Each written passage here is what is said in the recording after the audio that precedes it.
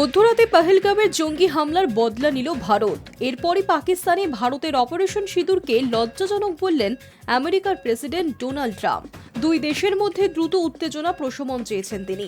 অভিযানের পর মার্কিন বিদেশ সচিব মার্কো রুবিনোর সঙ্গে ফোনে কথা বলেছেন ভারতের জাতীয় নিরাপত্তা উপদেষ্টা অজিত ডোভাল। পরিস্থিতির দিকে নজর রেখেছে আমেরিকা। ভারতের অপারেশন সিঁদুরের পর উদ্ভূত পরিস্থিতি নিয়ে উদ্বেগ প্রকাশ করেছে রাষ্ট্রপুঞ্জ। ঘটনার কথা শোনার পর হোয়াইট হাউসে সাংবাদিকদের ট্রাম্প জানিয়েছেন, এটা লজ্জার। মনে হয় অতীতে যা হয়েছে তার ভিত্তিতে কিছু একটা যে হতে চলেছে মানুষ তা জানত। অনেকদিন ধরেই ওরা লড়ছে। আমি আশা করছি দ্রুত এই সংঘাত থামবে। No, it's a shame. We just heard about it just as we were walking in the doors of the Oval. Just heard about it.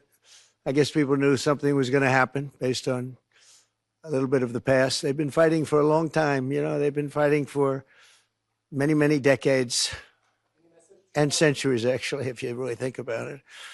No, I just hope it ends very quickly. পাশাপাশি ভারতের তরফে এই আক্রমণের পাল্টা যেন পাকিস্তান আক্রমণ না করে তারও হুঁশিয়ারি দিয়েছেন ট্রাম্প।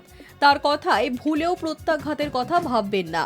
অপারেশন সিঁদুরের পর বদলার হুঁশিয়ারির পাল্টা পাকিস্তানকে সতর্ক করল আমেরিকা।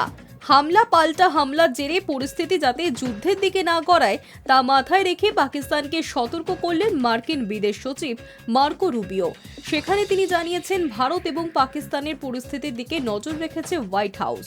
দুই পরমাণু শক্তিধর রাষ্ট্রের মধ্যে সমস্যার শান্তিপূর্ণ সমাধান খুঁজতে ওয়াশিংটন চেষ্টা চালিয়ে যাবে, জানিয়েছে রুবিও। High news network.